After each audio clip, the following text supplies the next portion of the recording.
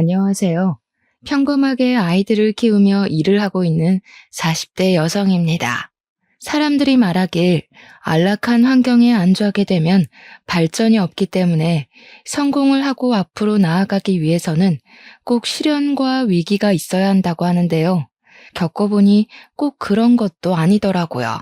그리 긴 인생을 살아온 것은 아니지만 부모에게 버림받고 인생의 모든 쓴맛을 다 맛본 결과 견디기 힘든 위기와 시련은 사람을 성장시키는 것이 아닌 절망의 구렁텅이에 빠지게 하는 것 같네요.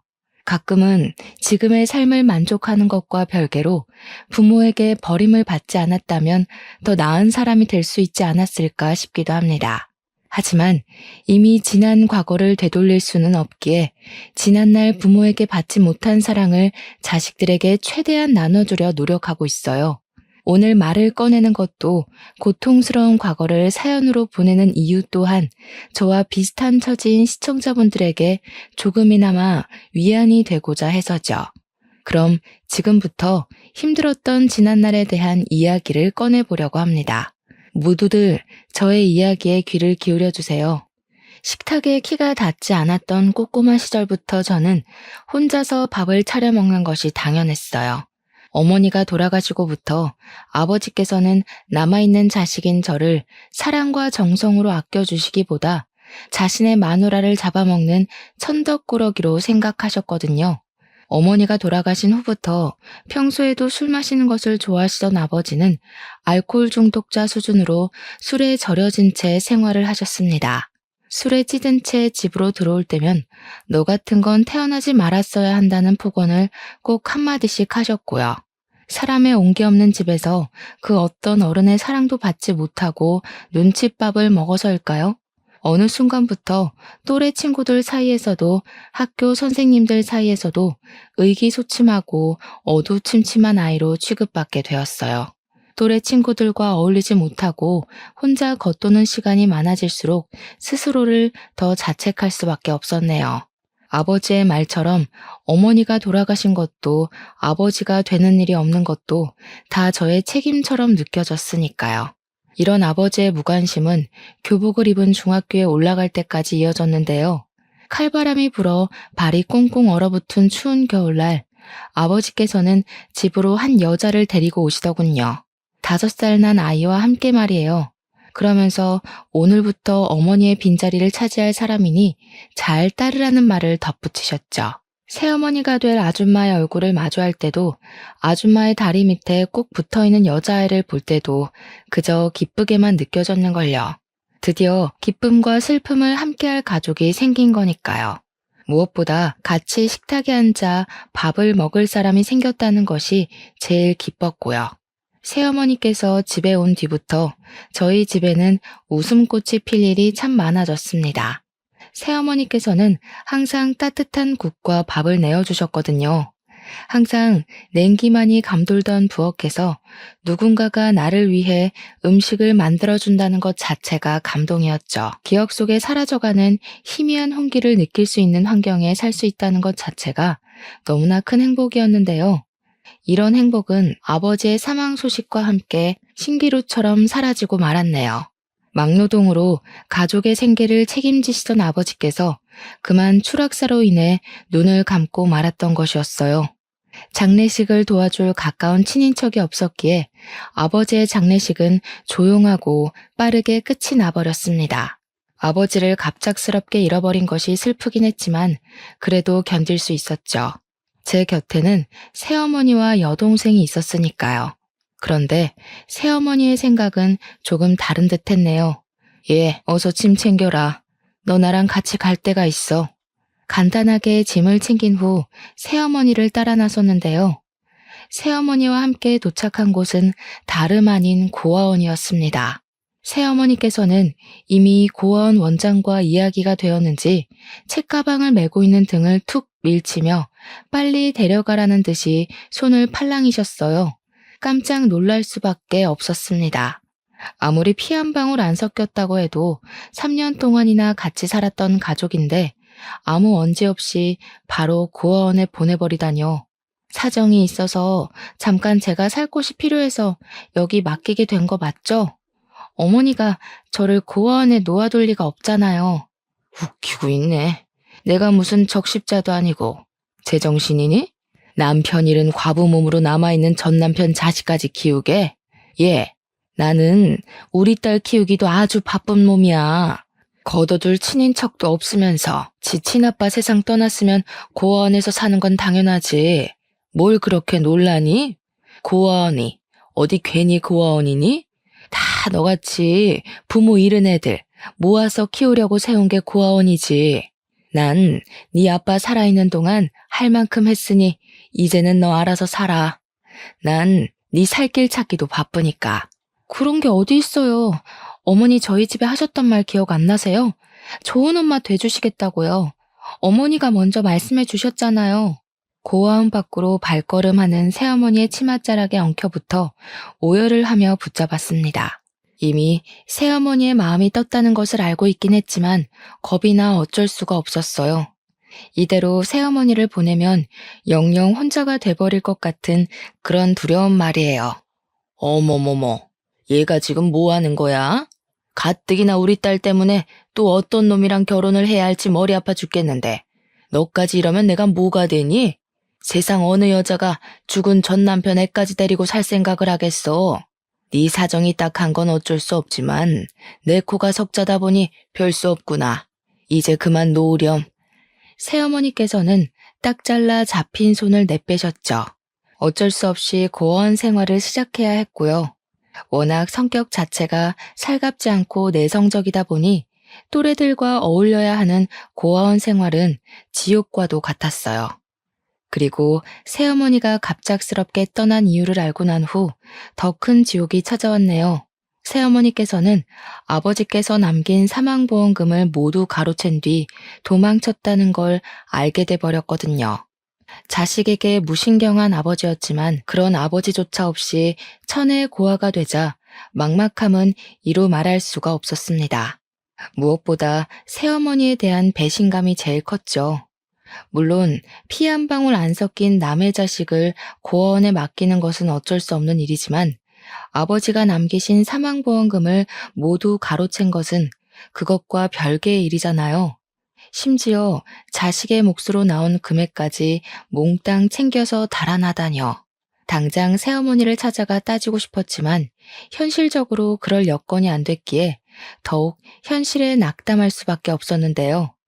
새어머니는 아버지가 남긴 보험금으로 잘 먹고 잘 사는데 나만 이렇게 고아원에 남아 처절하게 살고 있다고 생각하니 더 이상 이렇게 살면 안 되겠다는 생각이 들더군요.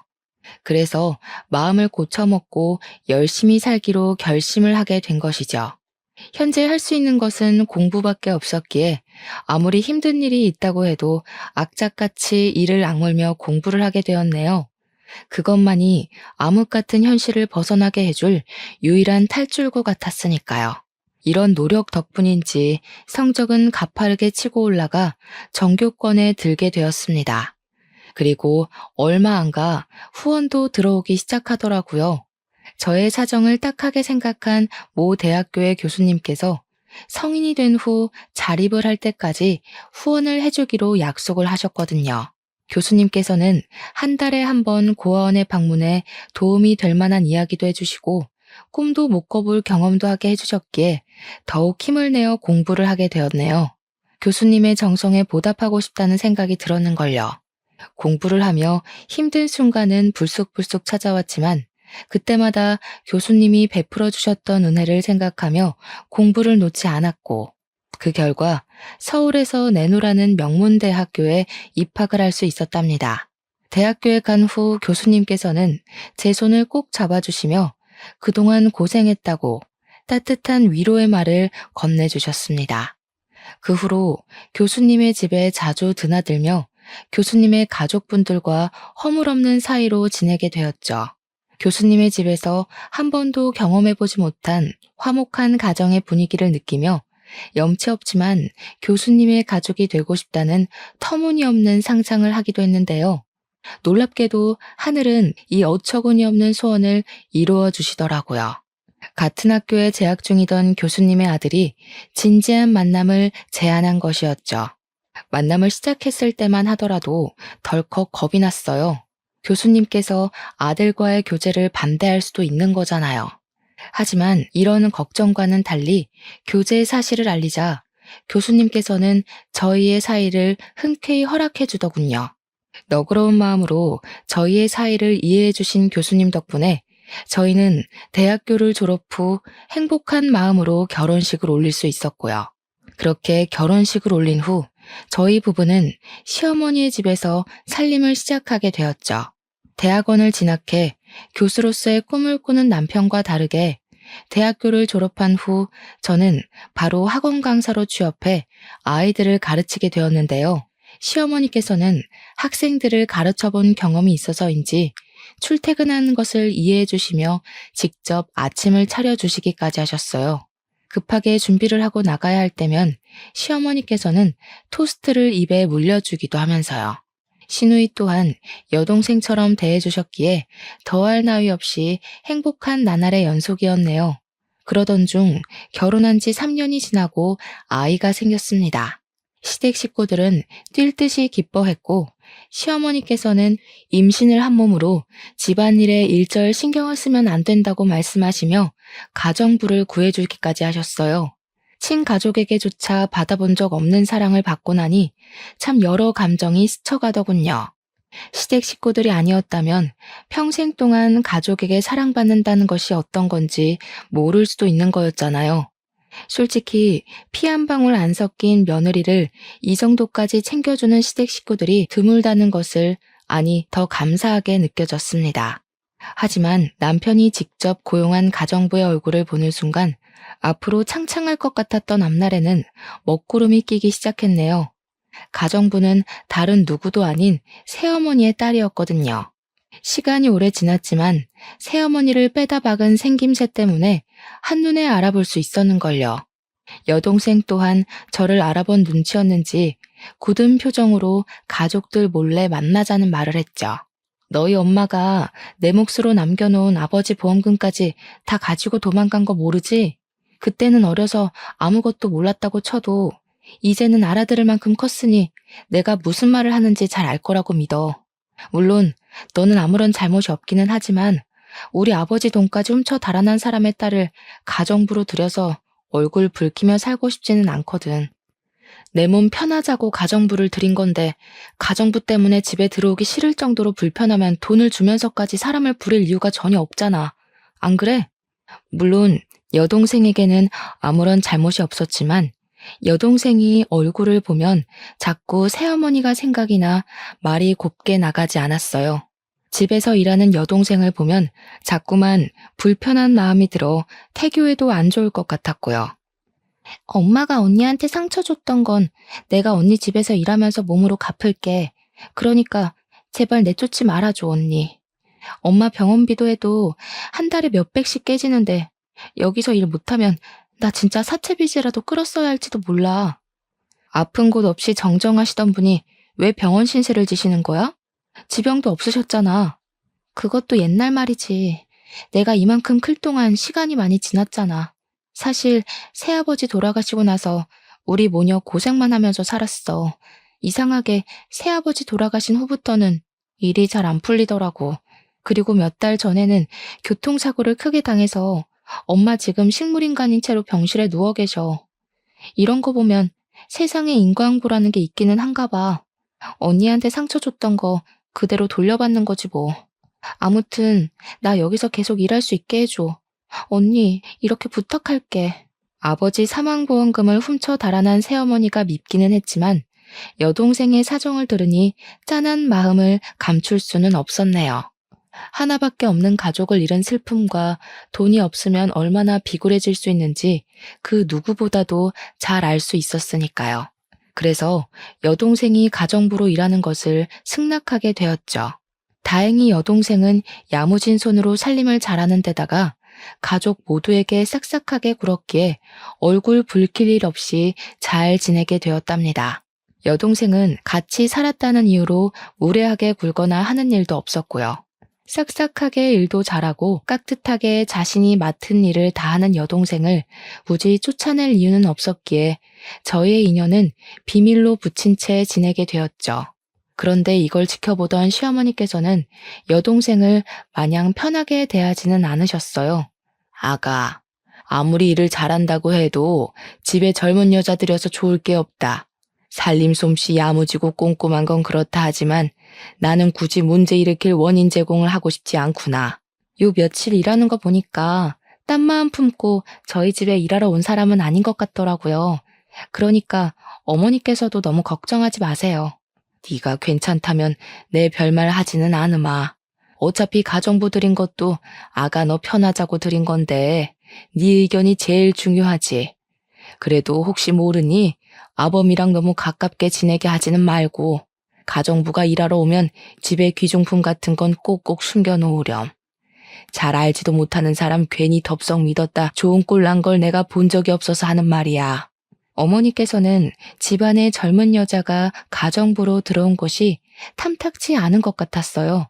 그 후로도 시어머니께서는 가끔씩 가정부를 바꾸는 것이 어떠냐고 말씀을 하셨는데요.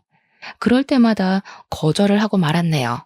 어쩌면 임신 내내 가장 가까운 곳에서 옆을 지켜준 여동생에게 정이 들었는지도 몰랐죠.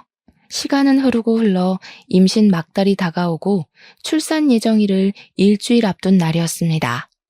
미국에서 오랫동안 타지 생활을 하던 친구가 오랜만에 한국으로 입국을 한다고 하더군요. 마침 시댁 식구들은 다 바쁜 일이 있었기에 저를 공항으로 바래다 줄 사람은 없었어요. 이런 상황이 걱정이 되었는지 남편은 친구를 다음에 만나는 것을 권했죠. 자주 만날 수 있는 친구였다면 저 역시 다음 약속을 기약했겠지만 친구는 이번에 미국으로 출국을 하게 되면 언제 볼지 기약을 할 수 없었기에 약속을 잡게 되었어요.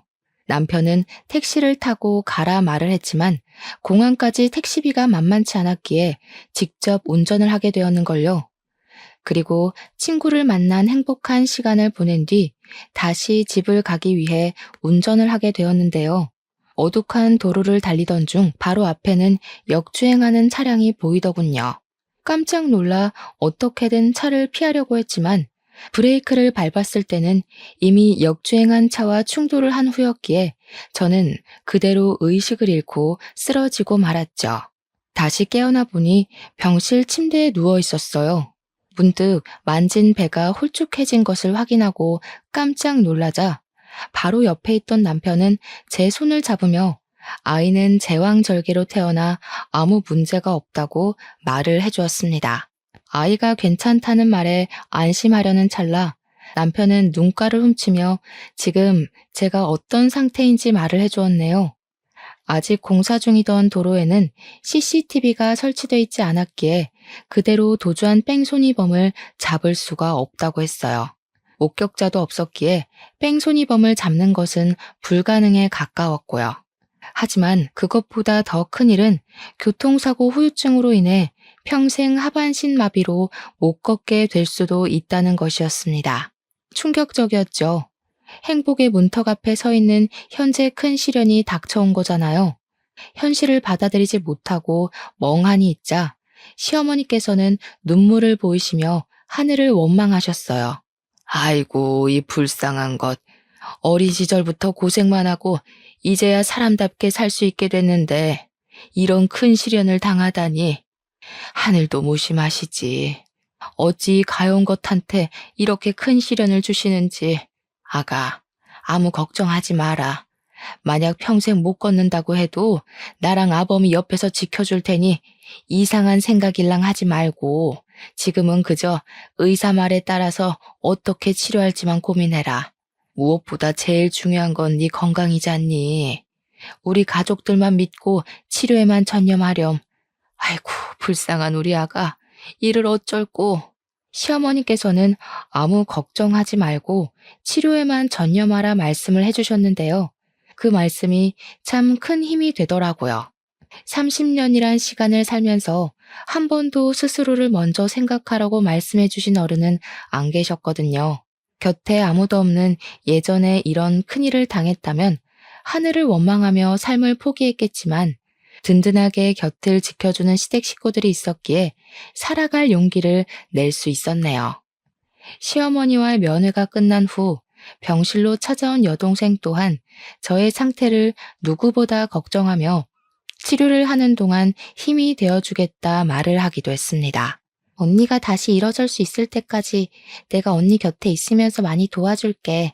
언니가 베풀어준 은혜 덕분에 다시 힘을 낼 수 있게 됐는데 나도 언니한테 도움이 돼주고 싶어. 비록 혈연적인 관계는 아니었지만 여동생은 다리가 나을 때까지 곁을 지켜주겠다고 약속을 하였고 여동생이 걱정 어린 말과 도와주려고 노력하는 행동을 보고 있자니 가슴이 징하게 아려왔습니다. 어떻게든 옆을 지켜주려는 여동생에게서 가족의 정을 느낄 수 있었으니까요. 그 후 여동생은 자신이 한 말을 지키려는 듯이 스스로 간병인 역할을 자처하며 큰 힘이 돼주었어요. 화장실을 가거나 샤워를 하는 등 사소한 것까지 불편하지 않게 도와주었죠.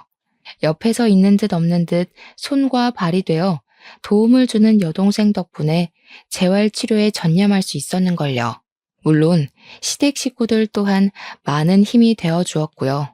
그렇게 많은 사람들의 도움 속에서 저는 불과 6개월 만에 다시 걸을 수 있게 되었네요. 어떻게 보면 하반신 마비가 와 인생에서 제일 큰 절망 속에 갇혀 힘든 나날을 보낼 수도 있었지만 옆에서 힘이 되어주는 가족들과 하루가 다르게 커가며 기쁨을 주는 딸아이 덕분에 오히려 가장 행복한 시간을 보낼 수 있었어요. 그리고 이런 행복한 시간들 덕분에 힘을 내어 다시 학원에 복귀하여 강사로 일을 할 수 있었죠. 다시 학원에 복귀한 뒤로는 쭉 바쁜 나날이 이어졌어요. 학원에 복귀를 하자 반가움을 뒤로하고 부족한 강사 자리를 메꾸기 위해 눈코 뜰 새 없이 바쁘게 몸을 움직여야 됐거든요. 경력이 단절되지 않고 다시 일을 시작할 수 있었던 것은 정말 기쁜 일이었지만 그와 별개로 너무 바쁘다 보니 도저히 딸아이를 돌볼 시간이 나지 않더라고요. 그런데 참 감사하게도 이런 상황을 남편에게 전해들은 시누이가 자진해서 딸아이를 돌봐줬어요. 아이를 맡길 곳을 찾지 못해 발을 동동 구르는 동료 강사들을 보며 딸아이를 돌봐주는 시누이에게 진심으로 고마움을 느끼게 되었죠. 동료 강사들에 비해 수월하게 일을 하게 되어 동료 강사들이 걱정스러운 소리를 할 때면 말을 자동으로 아끼게 되었습니다. 그러던 중 아이가 있는 강사들과 이야기를 하던 중 베이비시터에 관한 이야기가 나오게 되었어요. 다른 사람에게 아이를 맡기는 것에 대한 걱정에 대해 토로하던 중 무의식 중으로 시누이가 아이를 돌봐준다고 말을 하게 됐습니다. 시누이한테 맡길 거면 차라리 일면식 없는 남한테 맡기는 게 더 낫지 않아요? 시누이가 애한테 무슨 짓을 할 줄 알고. 요즘에는 남보다 가족들 사이에서 애들 학대하는 게 더 심각한 문제라고 하잖아요. 그리고 아주 만약에 베이비시터가 애를 학대한다고 하면 돈 주고 부린 사람이니 자르면 그만인데 시누이는 아니잖아요? 막무가내로 굴어도 시댁 가족이란 이유로 계속 가족 행사 있을 때마다 얼굴 부딪혀야 되잖아요. 그럴 바에는 돈 주고 사람 부리는 게 낫지. 다른 사람은 어떨지 모르지만 저희 형님은 그럴 뿐이 아니어서요. 걱정은 감사하지만 저희 형님한테 맡기는 게 더 편해서요. 딸아이도 형님이랑 조카를 잘 따르기도 하고요. 괜히 모르는 사람 집에 들여서 잘 지내는 딸한테 혼란 주고 싶지 않아요. 어머, 우리 이 선생님 이렇게 순진해서 그동안 험난한 현실을 어떻게 살았는지 모르겠네. 시댁 식구가 괜히 시댁 식구겠어요? 언제라도 남의 집 식구인 며느리한테 시짜짓 하려고 시댁 식구인 거지. 아무리 사람이 좋다고 해도 친정 식구랑은 다르죠. 이 선생님도 괜히 고집 부리지 말고 사람 부리는 거 한번 생각해 봐요. 세상에서 제일 못 믿는 게 결혼한 후 남편이랑 그 집 식구들이에요. 한치 앞을 모르는 게 사람 밀이라고 했어요. 지금이야 좋을지 모르지만 나중에는 어떻게 될지 모르는 일이지. 다른 일도 아니고 자기 자식 일인데 잘 생각해 봐요. 동료 강사가 해주는 말을 이해 못하는 바는 아니지만 저희 시누이는 절대 그럴 사람이 아니거든요. 그래서 시누이를 막대 먹은 다른 집 시누들과 똑같이 이야기하는 것이 살짝 기분이 나쁘기도 했습니다. 시누이에 대해 잘 알지도 못하면서 시댁 식구라는 이유로 색안경을 끼고 안 좋게 생각하는 거잖아요. 가끔가다 주위 사람들은 의사 집안의 시집가 손에 물 한 방울 안 묻히고 사모님 소리를 듣는 시누이가 밉지 않냐고 물어보곤 하는데요. 질투가 나기는커녕 경제적으로도 정신적으로도 여유로운 시누이가 있어 너무 좋다고 말을 하곤 합니다. 사랑을 듬뿍 받은 시누이는 언제나 친언니처럼 자신이 받은 것을 나눠주니까요. 더군다나 친딸처럼 딸아이를 돌봐주는 시누이가 없었다면 학원 일에 열중할 수도 없었는걸요. 큰 사고가 난 후 딱 하나 좋은 점을 꼽으라고 말을 한다면 그건 바로 평범한 일상생활에 감사함을 느낄 수 있게 되었다는 겁니다. 그리고 평범함에 감사함을 느끼며 하루를 보내서인지 더 열심히 살게 되더라고요. 맡은 일에 최선을 다하며 살다 보니 어느새 복귀를 한 지 한 달이란 시간이 훌쩍 지나갔죠. 그 사이 시누이는 시매부와 함께 해외여행을 떠났기에 방학을 맞은 조카딸은 시댁에 와서 지내게 되었습니다. 조카딸은 의젓하고 딸아이와도 사이좋게 지냈기에 시댁에서 지낸다는 것이 참 기뻤는데요. 학원 일 때문에 늦게 귀가를 하던 딸아이와 놀고 있던 조카딸은 의외의 이야기를 꺼내더군요. 외숙모는 왜 삼촌이랑 안 놀아? 뜬금없는 조카딸의 말에 고개를 갸우뚱했습니다. 아마도 남편은 대학 교수 임용을 준비하는 탓에 바쁘고 저 또한 학원 일로 바빴기에 그런 생각을 하는 듯 했어요. 요 근래 저희는 서로 붙어있는 날은 손에 꼽을 정도로 적었거든요.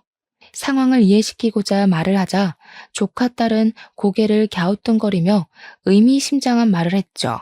삼촌이 바빠서 그런 거라고? 이상하다. 아줌마랑은 밤마다 잘만 놀았는데 외숙모가 너무 바쁜데 심심해서 아줌마랑 노는 건가? 아줌마랑 놀다니? 그게 무슨 말이야? 외숙모 아직 몰랐어? 삼촌 밤마다 밥 주는 아줌마랑 나와서 노는데. 조카딸이 말하는 밥 주는 아줌마는 제 여동생이 확실했습니다. 밤마다 여동생과 남편이 만나다니 의문점이 드는 것이 한두 가지가 아니었어요. 일단 남편과는 각방을 쓰는 것도 아니었고 한 침대에서 생활을 했기에 남편의 인기척이 나면 바로 깰 수밖에 없잖아요. 그런데 저는 한 번도 집에서 깬 적이 없었는걸요. 그래서 조카딸이 착각했을 수도 있다는 생각이 들어 다시 물어보게 되었죠. 잘못 본 건 아니고 삼촌이랑 아줌마랑 밤에 놀 일이 없잖아. 왜 숙모는 내가 바보인 줄 알아? 저번에 물 마시러 가면서 내가 봤단 말이야. 내가 볼 땐 삼촌이랑 아줌마가 외숙모 몰래 비밀놀이를 하는 것 같아. 안 그럼 외숙모만 쏙 빼놓고 삼촌이랑 아줌마가 밤마다 놀러 갈 리가 없잖아. 조카딸의 말을 듣고 기억을 되짚어보니 수상한 것이 하나 있긴 했습니다. 남편이 건강을 챙겨야 한다는 명목으로 챙겨준 비타민이었습니다. 그것만 먹으면 잠든 기억도 없이 쥐도 새도 모르게 잠들어 다음 날이 되어서야 일어난다는 것이었죠. 비타민을 먹었을 때만 하더라도 누적된 피로로 인해 쓰러지듯이 잠에 들었다고 생각했지만 다시 생각해보니 비타민이 원인인 것 같았어요. 물론 가장 사랑하는 남편을 의심하고 싶지는 않았지만 행동이 수상했기에 의심을 안 할 수가 없었는걸요. 그래서 그날만큼은 남편이 건네준 비타민을 먹는 신용만 한 후 잠에 들은 척 연기를 하게 된 거고요. 물증 없이 의심만 키워가는 것보다는 나은 일이잖아요. 설마 하는 마음에 눈을 감고 있자 남편은 기다렸다는 듯이 나갈 채비를 하고 방 밖으로 나가더군요. 밖에서 들리는 말소리에 귀를 기울여 보니 여동생과 함께 이야기를 나누는 것이 분명했죠. 이러니 저러니 해도 빨리 끝내는 게 낫지 않겠어요? 모두를 위해서도 그게 좋을 것 같은데. 아직 집사람 몸이 다 낫지도 않았는데 갑자기 이러는 법이 어디 있어? 아직 약속한 시간 지나지도 않았잖아. 그러지 말고 조금만 더 시간을 줘. 그럼 저보고 이 거지 같은 가정부 일을 계속하라고요? 집안일이 하기 싫으면 새로운 사람 구해줄 테니까 집에서 쉬고 있어. 그 후 일은 내가 알아서 할 테니까. 아이고, 내가 집에 없으면 그 사이 어떤 일이 일어날 줄 알고 쓸데없는 소리 하지 말고 따라 나와요. 시간 없으니까. 목 끝까지 이불을 덮고 있는데도 한겨울에 발가벗겨져 있는 것처럼 소름이 싹 돋았어요. 그동안 남편과 여동생은 저의 눈을 속여가며 밤마다 만났다는 것이 분명해졌으니까요. 가슴에서는 우라통이 터지고 몸은 꼼짝할 수 없을 만큼 무거웠지만 두 사람의 비밀을 알게 된 이상 손 놓고 바보처럼 있을 수만은 없었습니다. 그래서 황급히 침대에서 일어나 두 사람을 뒤따라 나간 것이죠. 다행히 밖으로 나가자 두 사람은 한 번 시작한 말다툼으로 인해 아직 출발을 하지 않고 있었습니다. 덕분에 저는 수월하게 택시를 타고 두 사람을 따라갈 수 있었고요. 남편과 여동생이 타고 간 차를 따라가는 동안 주먹을 쥔 손에서는 흥건히 땀이 났죠. 남편과 여동생이 도착한 곳은 허름한 주택들이 모여있는 빌라촌이었는데요. 택시에서 내리기도 전 두 사람은 빠르게 차에서 내려 바로 앞에 있는 반지하 빌라로 걸어 들어갔어요. 그걸 보고 있자니 마음이 급해져 저 또한 종종 걸음으로 뒤를 따랐고요. 택시에 내릴 때만 해도 마음이 급해져 걸음이 빨라졌지만 막상 반지하 앞에 서니 집으로 달아나고 싶다는 생각이 들고 말았네요. 이 문을 열고 들어가면 더 이상 남편과 여동생을 예전처럼 대할 수도 소중한 관계를 이어가지도 못할 것이 뻔했으니까요. 겁쟁이라 생각하실 수도 있었겠지만 두 사람이 들어간 문 앞에 서니 그냥 모른 척하고 지낼까 생각도 했습니다. 혼자만 입을 다물면 저희 가족은 전처럼 화목하게 지낼 수 있는 거니까요. 하지만 다시 머리를 흔들어 생각을 고쳐먹었어요. 한평생 고생한 스스로를 위해서라도 거짓된 행복을 쫓는 것은 옳지 않은 일이라고 생각했거든요. 귀를 기울이자 흐느끼는 여자의 목소리가 제일 먼저 들렸어요. 집중해보니 그 목소리가 익숙하게 들리더라고요. 흐느끼는 소리 뒤로 남편이 애원하는 소리가 들렸고 그만 흥분을 주체하지 못하고 문고리를 돌리고 말았습니다. 문고리를 돌리자 잠기지 않은 문은 벌컥 열리고 말았는데요. 안쪽의 풍경에 드러나는 순간 그동안의 걱정도 두려움도 모두 잃어버리고 말았어요. 의자에 앉아있는 여동생 앞으로 남편과 시누이는 무릎을 꿇고 있었거든요. 너무나 충격적인 모습에 머리를 굴릴 생각도 하지 못하고 그 자리에 서서 반지하 안을 멍하니 바라볼 수밖에 없었네요. 세 사람 역시 당황해 보인 건 마찬가지였고요. 무릎을 꿇고 있던 남편은 여길 어떻게 알고 왔냐며 호통을 쳤어요. 너무나 갑작스럽게 일어난 일에 머릿속은 온통 혼란스럽기만 했습니다. 상황은 예상한 것보다 더 이상하게 흘러갔으니까요. 이도저도 못하는 상황에 여동생은 의자에서 일어나 저에게 걸어오더군요. 이게 도대체 어떻게 된 일이야? 형님하고 애아빠가 왜 네 앞에 무릎을 꿇고 있는 거야? 언니는 부모도 없이 산전수전은 다 겪었으면서 어쩜 이리 순진해? 누가 보면 부잣집 외동딸로 고이 큰 줄 알겠어. 원래는 언니 몰래 돈만 챙겨서 나가려고 했는데 아무것도 모르는 게 안쓰러워서 내가 말해주는 거야. 그래도 자매로 지내던 시간이 있는데 모른 척하고 넘어가긴 좀 그렇잖아? 아리송한 말에 의아해하자 곧이어 여동생의 입에서는 믿을 수 없는 말이 나오게 되었네요. 우리 엄마를 눈도 제대로 못 감는 식물인간으로 만든 게 바로 잘난 언니네 남편하고 시누이야. 이렇게 말하면 이제 좀 상황 파악이 되려나? 뭐? 아니 도대체 그게 무슨... 당신이 직접 말해봐. 아니지? 뭔가 오해가 있는 거잖아. 그렇지? 미안해 여보. 사고여서 나도 어쩔 수가 없었어.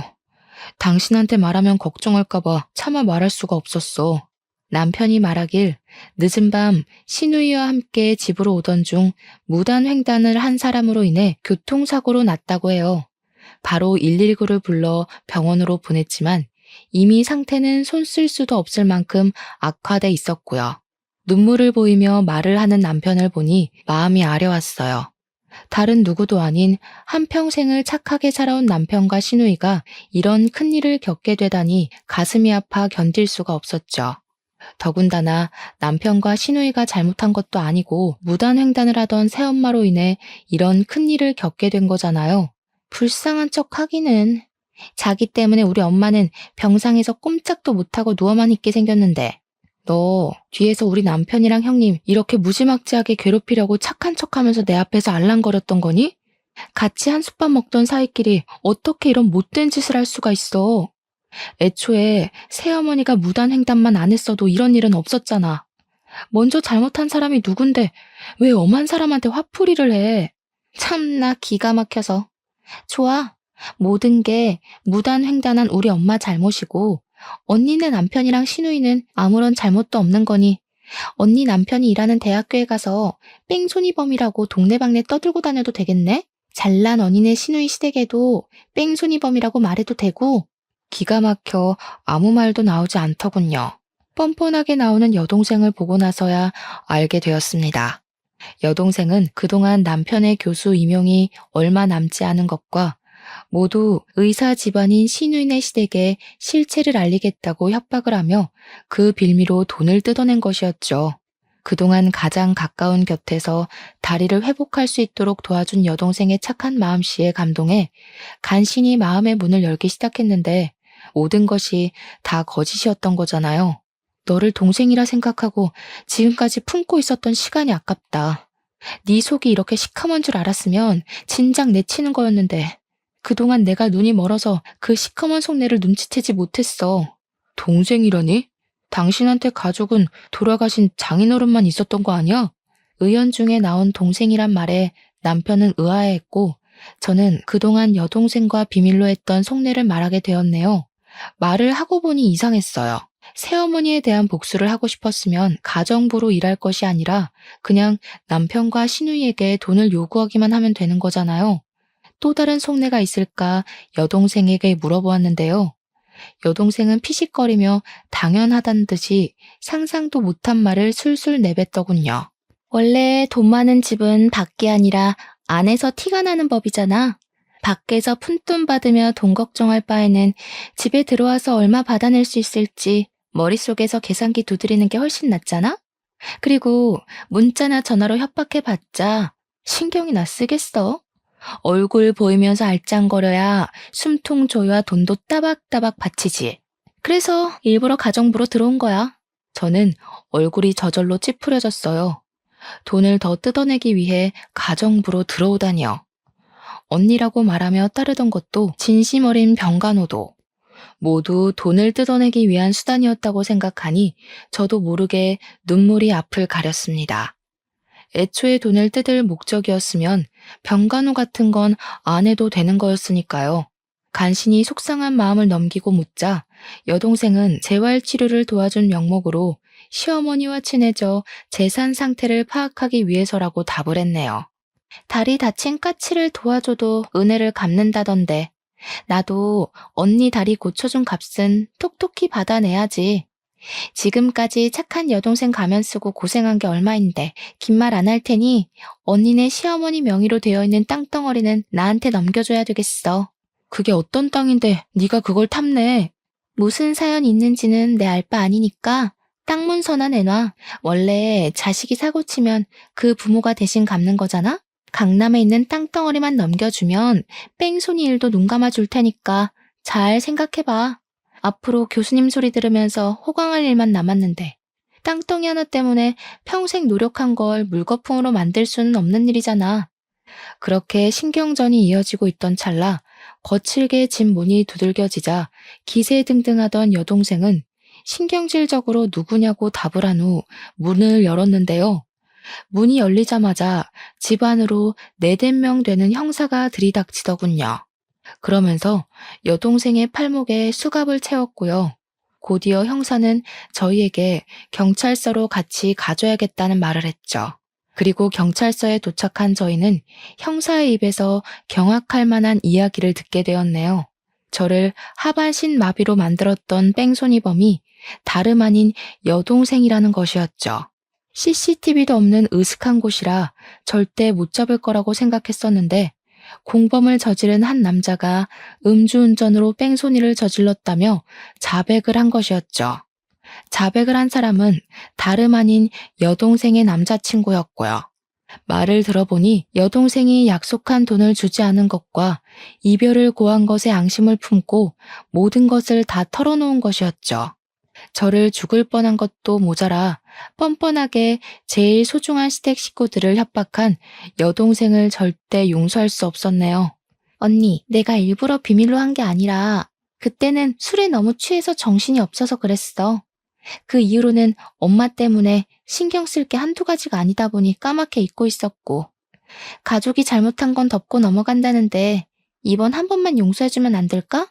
언니 다리가 불구가 돼서 휠체어 신세진 것도 아니고 완치해서 일상생활하는데 아무런 문제도 없잖아.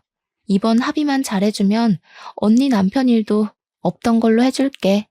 물론 내 잘못으로 언니 다리가 다친 건 맞지만 내 덕분에 다시 걸을 수 있게 된 거잖아. 모든 게 다 원상복귀된 와중에 동생을 처벌하는 건 말도 안 되는 얘기잖아. 언니, 이번만 그냥 넘어가줘.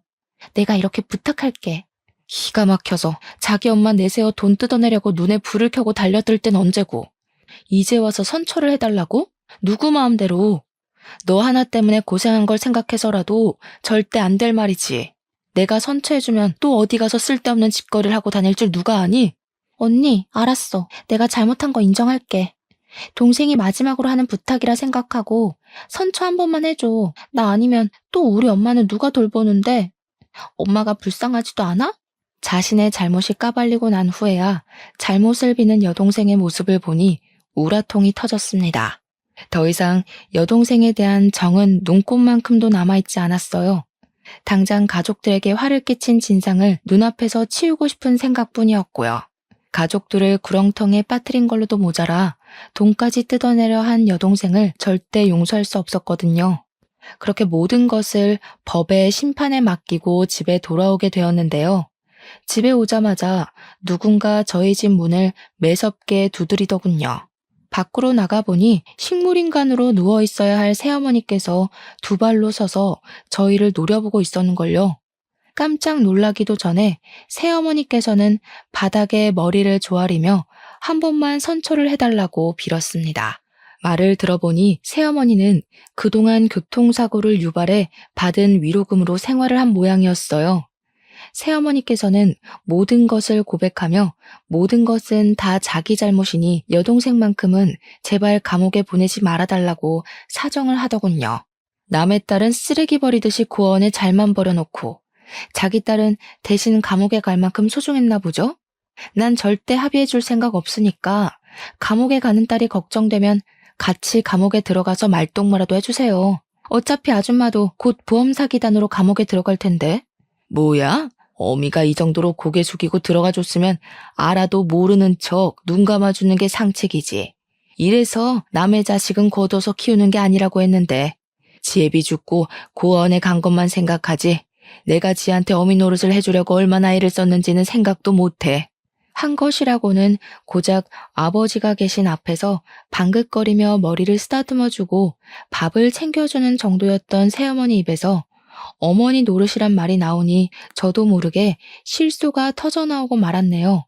자신의 뜻대로 이루어지지 않자 바로 본색을 드러내는 새어머니를 보며 여동생이 왜 그렇게 뻔뻔하고 아나무인이었는지 알겠더라고요. 두 모녀에게 남은 사정 같은 것은 아무 상관이 없었어요. 오직 중요한 건 자신들이 풍족하게 사는 것뿐이었죠. 남의 가슴에 피멍들게 하고 뻔뻔하게 구는 건 유전인가 보네요. 어쩜 두 모녀가 이리 하는 짓이 똑같은지. 입만 뻥끗하면 거짓말만 늘어놓는 아줌마 말은 더 이상 듣고 싶지 않으니 당장 저희 집에서 나가요. 저 몹쓸 것이 끝까지? 네, 아줌마 말대로 저는 부모도 없는 몹쓸 것이니 더한 짓도 할 수 있죠. 자꾸 신경 건들지 말고 좋은 말로 할 때 그만 가세요. 더 험한 꼴 당하기 싫으면. 이후로도 새어머니는 몇 번이나 저희 집에 찾아와 선처를 해달라 말을 했지만 상대할 가치가 없었기에 대꾸조차 하지 않았죠. 그 후 더 이상 저희 가족을 위협하는 두 모녀를 가만둘 수 없었기에 변호사를 선임해 두 사람의 죄를 낱낱이 파헤쳤습니다. 다행히 증거는 차고 넘쳤기에 두 사람 모두 법적인 구속을 피할 수가 없었어요.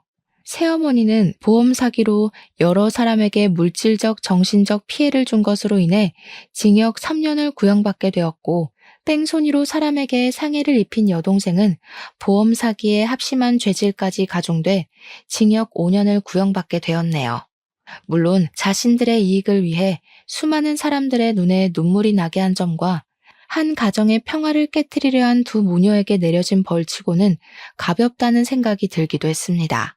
하지만 더 이상 새어머니와 여동생이 저희 가족을 건드리지 못한다는 점에서 위안을 얻게 되었는걸요. 현재 저희 가족은 지난날에 힘들었던 일을 잊고 잘 지내는 중입니다.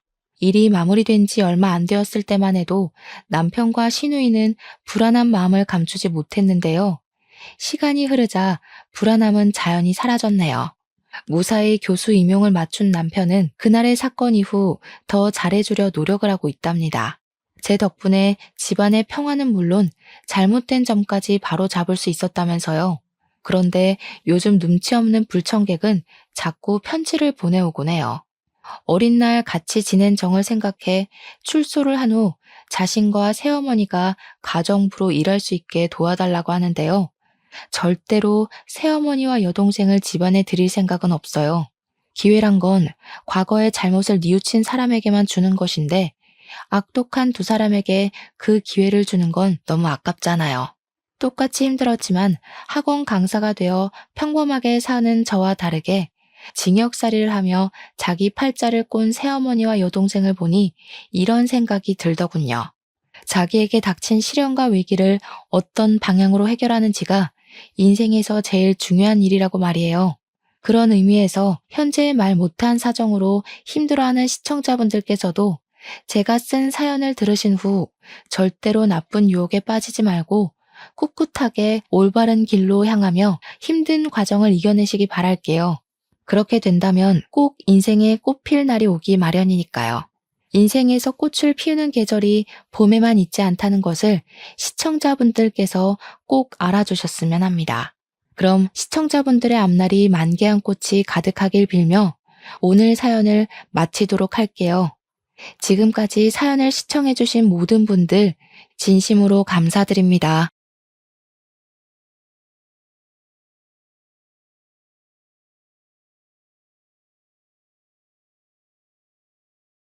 지난 겨울은 유난히도 매섭고 추웠던 것 같습니다.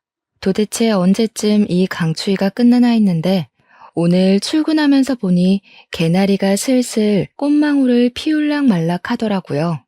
세상을 얼려버릴 듯한 무시무시한 한파라도 시간이 흐르면 위풍당당한 기세가 꺾여버리는 것을 매년 봄마다 보고 느끼게 되는 것 같습니다. 이러한 자연의 이치를 보면 세상에 영원한 것은 없는 것 같아요. 사물도 사람도 영원할 것 같은 사람의 마음까지도요. 안녕하세요. 저는 스튜어디스로 일하고 있는 30대 여성입니다. 같이 근무하는 친구의 소개로 이곳을 알게 되었는데 매일 듣기만 하다가 조심스럽게 저의 사연을 처음으로 보내보아요. 비록 글솜씨가 많이 부족하더라도 넓은 마음으로 이해 부탁드립니다.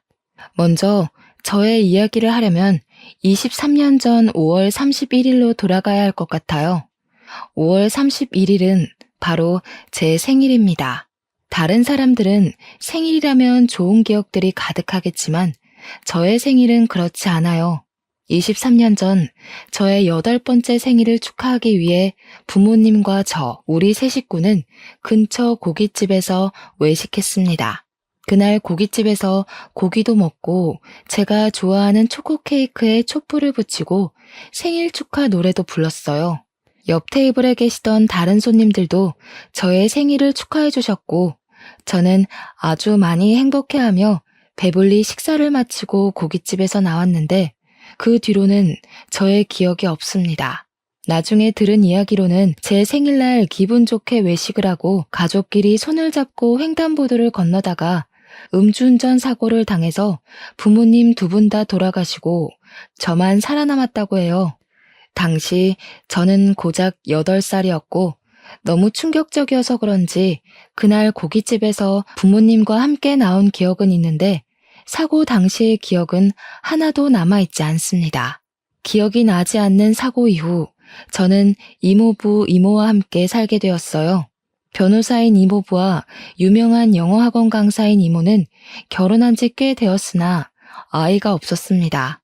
길을 가다가 모르는 아이를 보아도 눈을 떼지 못할 정도로 두 분 다 아이를 정말 좋아했지만 끝내 아이는 생기지 않았어요.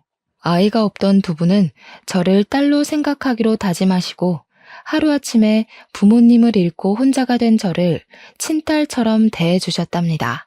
저는 이러한 두 분의 적극적인 지원과 보살핌 속에 무사히 중학교를 졸업했고 고등학교 때도 꽤 좋은 성적을 얻을 수 있었어요. 수능 성적도 나쁘지 않아서 수도권의 꽤 유명한 4년제 대학교 영문학과와 지방의 4년제 대학교 영문학과 두 곳에 합격하였습니다. 수도권 영문학과는 꽤 좋은 학교이지만 학비가 비싸기로 유명한 곳이었고 지방의 대학교는 4년 전액 장학금을 받고 입학할 수 있었어요. 저는 수도권 영문학과에 가고 싶었지만 염치가 있는데 어떻게 비싼 대학교 학비까지 이모부와 이모한테 손을 벌리겠습니까? 그런다고 제가 아르바이트를 해서 벌기에는 학비가 너무 부담스러웠어요. 그래서 저는 수도권 대학은 포기하고 장학금을 받을 수 있는 지방의 대학교로 가기로 했습니다. 그랬더니 두 분은 당연히 수도권으로 갈 수 있으면 수도권으로 가야 하는 것 아니냐며 혹시 학비 때문에 그러는 것이라면 걱정하지 말고 수도권 대학교에 다니라고 하셨어요. 저는 너무 죄송해서 그럼 학자금 대출이라도 받겠다고 했더니 이모부는 말도 안 되는 소리 하지 말라며 혹시 나중에 힘들면 이야기할 테니 그때 대출을 받던가 하고 지금은 아무 생각하지 말고 공부에만 집중하라고 하셨습니다. 그리고 이모는 대학생이면 예쁜 옷도 입고 다녀야 한다며 저에게 옷과 가방, 구두까지 다 사주셨어요.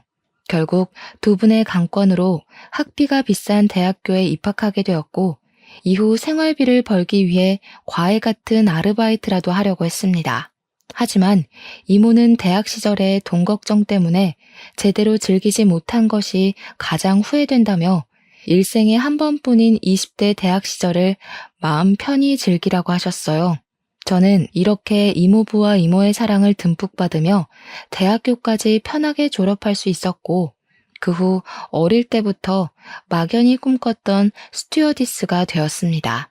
스튜어디스로 일하면서 처음으로 월급을 받은 날 저는 이모부와 이모께 제 월급의 절반을 드렸어요. 두 분은 힘들게 일해서 번 돈을 어떻게 받냐며 못 받는다고 하시며 끝까지 받지 않겠다고 하셨지만 저는 기어이 이모의 계좌로 이체를 했습니다. 이모가 저에게 왜 힘들게 일한 돈을 보내냐고 하시길래 어린 나이에 부모님을 잃고 보육원에 보내지게 될 뻔한 저를 구해주시지 않았냐고 하며 당연히 받으셔야 한다고 했어요. 제 말에 이모는 눈물을 글썽이며 어쩔 수 없이 돈을 받으셨습니다. 그리고 이제 저도 돈을 버니 매달 생활비도 보내드린다고 했습니다. 이모는 무슨 생활비를 주냐며 또 거절하셨어요. 저 역시 지지 않고 부모님과 함께 사는 직장인들도 부모님께 생활비를 드린다고 하며 매달 꼭 보낼 테니 반드시 받으시라고 했습니다. 그 후로 저는 이모부, 이모와 함께 살며 스튜어디스 생활을 시작했어요. 제가 장거리 비행 근무가 잡히면 이모는 항상 제 짐을 직접 챙겨주시며 알뜰살뜰히 저를 친엄마처럼 돌봐주셨고 좋아하는 일을 오래 하려면 건강해야 한다며 한약을 지어주시기도 했습니다. 솔직히 한약은 너무 써서 먹기 힘들었지만 그래도 그때 먹은 한약 때문인지 아직도 체력 하나는 끝내준답니다.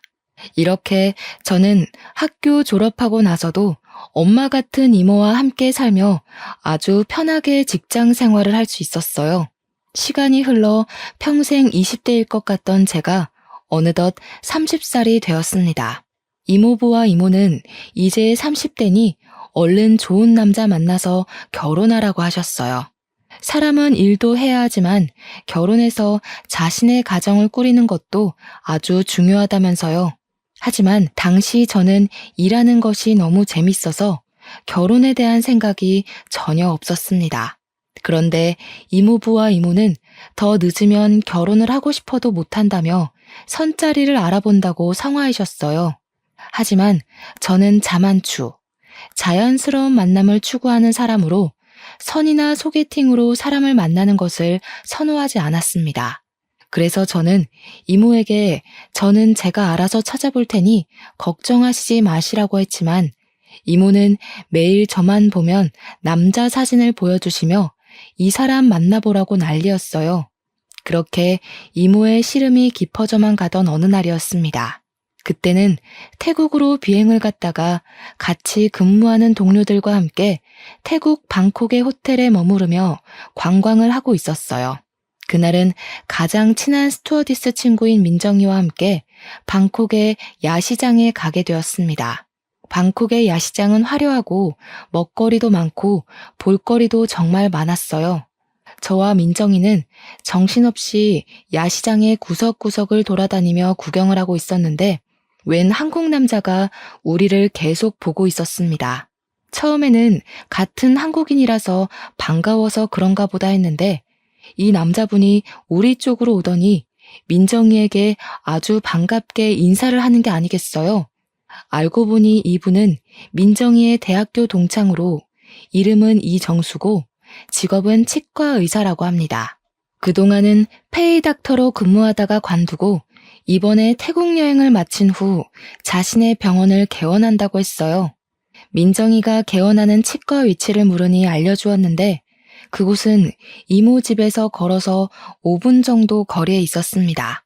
게다가 정수 씨는 이번에 치과를 개원하며 제가 사는 집 근처에서 자취를 시작했더라고요. 민정이는 태국에서 동네 주민을 만났다며 이참에 둘이서 친해지라고 했고 저와 정수 씨는 민정이의 성화에 연락처를 주고받게 되었습니다. 그렇게 태국에서 처음 만난 우리는 한국에 와서도 종종 연락했어요. 제가 비행이 없는 날이면 치과 근처에서 함께 밥도 먹고 술도 먹으며 시간을 보냈습니다. 그렇게 몇 번 만나다 보니 자연스럽게 정수 씨에 대한 호감이 생겼어요. 사실 저는 의사에 대한 이미지가 그다지 좋지 않습니다. 물론 좋으신 의사 선생님도 있겠지만 제가 그동안 본 의사 선생님 대부분은 궁금한 점이 있어서 이것저것 물어보면 항상 귀찮고 무시하는 투로 대답을 하셨거든요. 그래서 정수 씨도 직업이 치과 의사라길래 크게 다르지 않으리라고 생각했는데 만나면 만날수록 사람이 참 겸손하고 언행이나 행실이 참 바르더라고요. 정수 씨 역시 제가 싫지는 않았는지 우리는 더 자주 만나고 자주 연락하게 되었고 그러다가 자연스럽게 연인이 되었습니다. 그렇게 1년의 시간이 지났어요. 봄, 여름, 가을, 겨울 그리고 다시 봄이 될 동안 만난 정수 씨는 한결같이 친절하고 자상했고 항상 저를 웃게 만들어 주었습니다. 정수 씨는 그동안 일만 하고 사느라 결혼 생각이 하나도 없던 저에게도 결혼하고 싶은 마음이 들게 하는 참 멋진 사람이었어요. 정수 씨도 저의 생각과 크게 다르지는 않았는지 우리는 종종 결혼하자는 이야기를 했고 저는 본격적인 결혼 준비를 하기 전 저의 집안 사정을 다 솔직히 말해야겠다고 생각했습니다. 평소처럼 제가 비행이 없던 날 동네 밥집에서 함께 밥을 먹고 간단히 맥주를 마시기 위해 호프집을 갔어요. 그곳에서 저의 어린 시절 부모님을 잃은 일부터 지금은 이모부, 이모와 함께 사는 것까지 다 이야기를 했습니다. 막상 저의 이야기를 하니 속이 후련하기도 하면서 어떻게 저를 생각할까 긴장도 되고 떨리더라고요. 정수 씨는 저의 이야기를 다 듣고 제 손을 꼭 잡더니 그동안 참 힘들었겠다고 하며 결혼하면 이모부, 이모는 자신의 부모님처럼 잘 모시겠다고 했습니다. 그러면서 정수 씨도 본인의 집안 이야기를 꺼냈어요. 정수 씨는 부모님이 다 계시기는 하지만 아버지가 20년 정도 전 5월에 큰 사고가 있으셔서 5월만 되면 우울증에 심하게 걸리신다고 합니다. 제가 혹시 무슨 사고냐고 물어보니 정수 씨가 하도 어릴 때라 잘 기억은 나지 않고 다만 사고 이후에 한동안 집에 안 계셨다고 해요.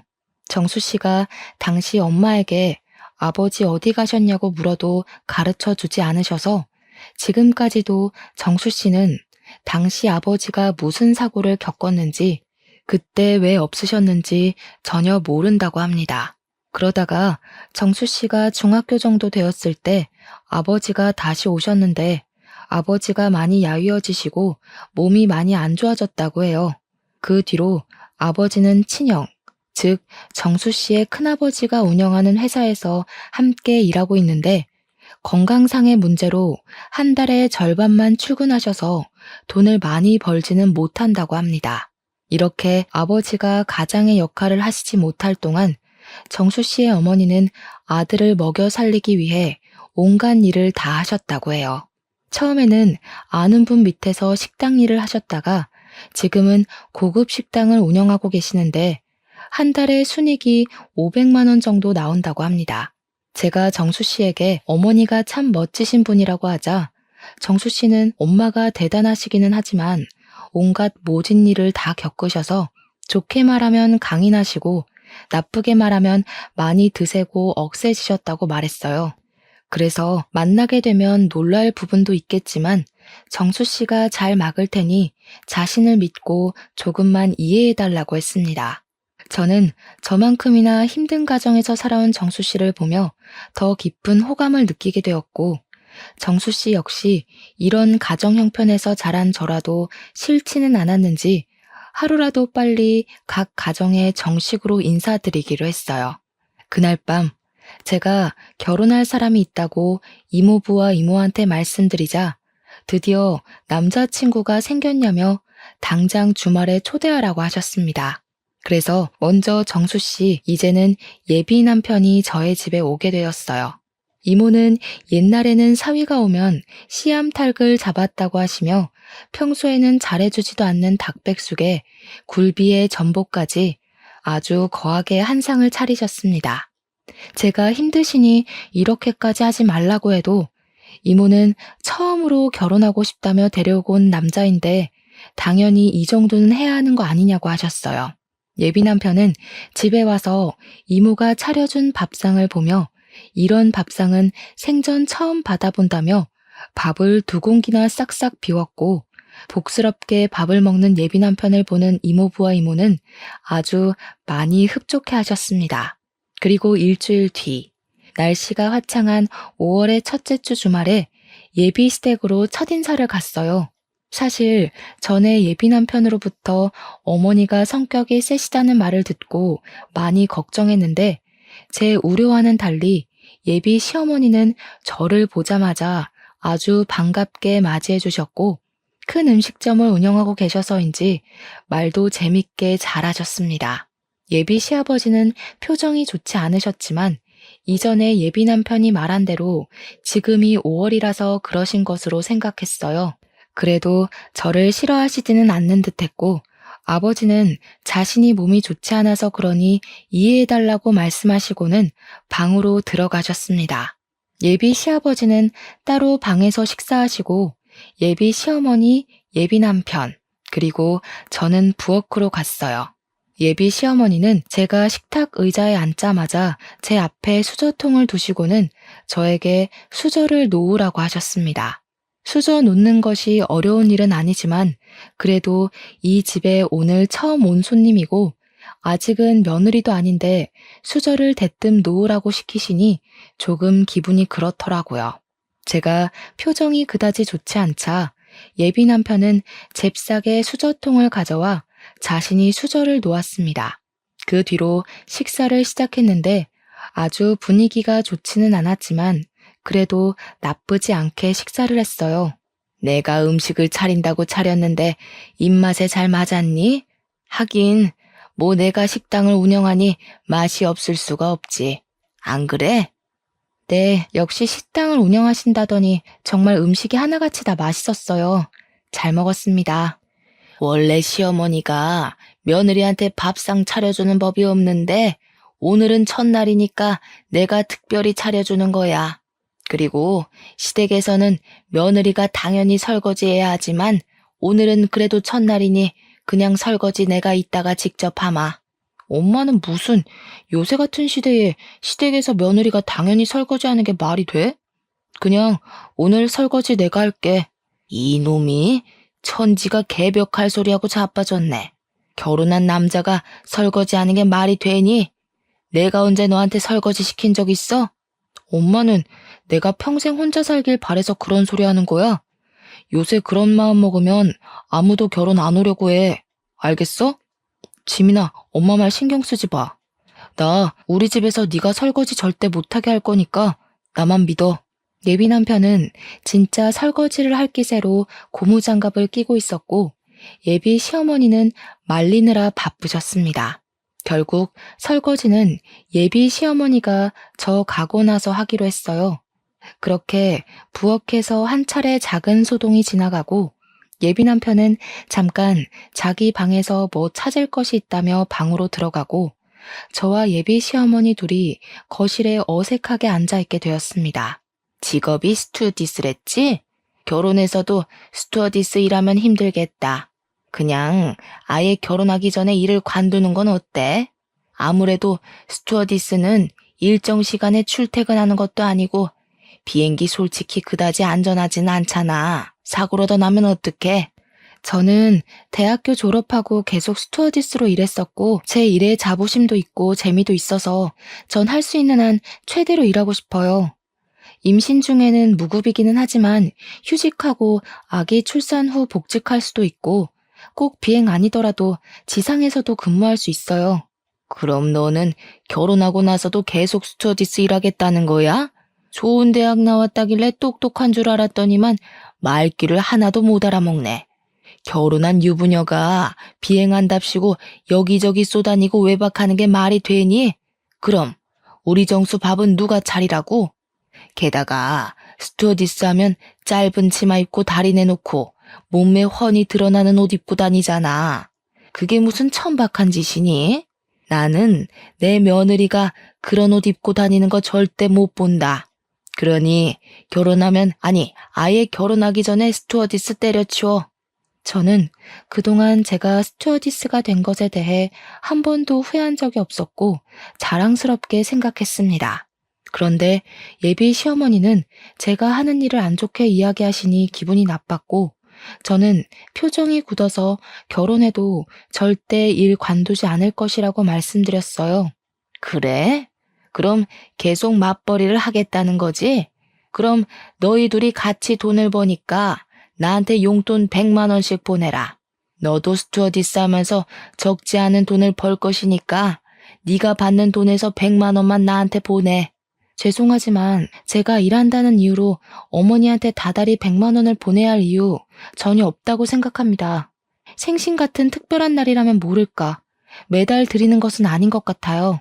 그럼 내가 다 양보할 테니 들어와서 살아. 너는 비행 간다고 짐 많이 비울 것 아니냐? 너 없는 동안 우리 아들이 혼자 밥 차려 먹고 설거지도 하고 할 생각하니까 속상해서 눈물이 날 것 같아. 아주 애 같아서 미치겠다고. 예비 시어머니는 결혼 후 아들이 혼자 밥 먹을 생각하면 너무 속상하다며 눈물을 뚝뚝 흘리셨고 저는 이 상황이 너무 황당했습니다. 그러던 중 예비 남편이 자신의 어릴 적 앨범을 들고 방에서 나왔어요. 예비 남편은 저에게 자신의 어릴 적 사진을 보여주려다가 울고 있는 어머니를 보더니 무슨 일이냐고 물었습니다.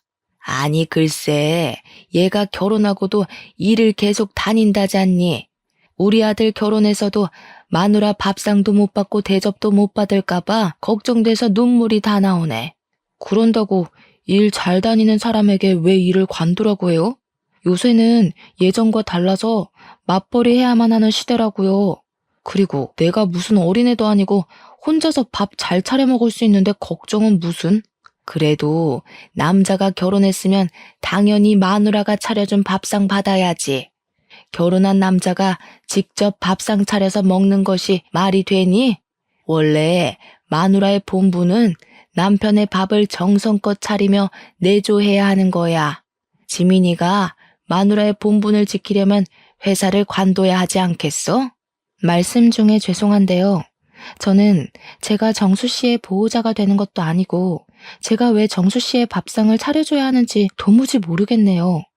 물론 제가 일을 하고 있지 않으면 회사에서 일하는 남편을 위해 정성껏 밥상을 차려줄 수도 있죠. 또 일한다고 해도 제가 먼저 퇴근하거나 집에 있으면 당연히 밥상을 차릴 것이지만 제가 정수 씨의 밥을 차리라는 이유로 잘 다니고 있는 직장을 관두라는 것은 도무지 이해가 가지 않네요. 일도 못 관두고 합가도 못 하겠다 이거지? 그러면 결혼하지 마. 너희 둘 결혼 절대 허락 못 해.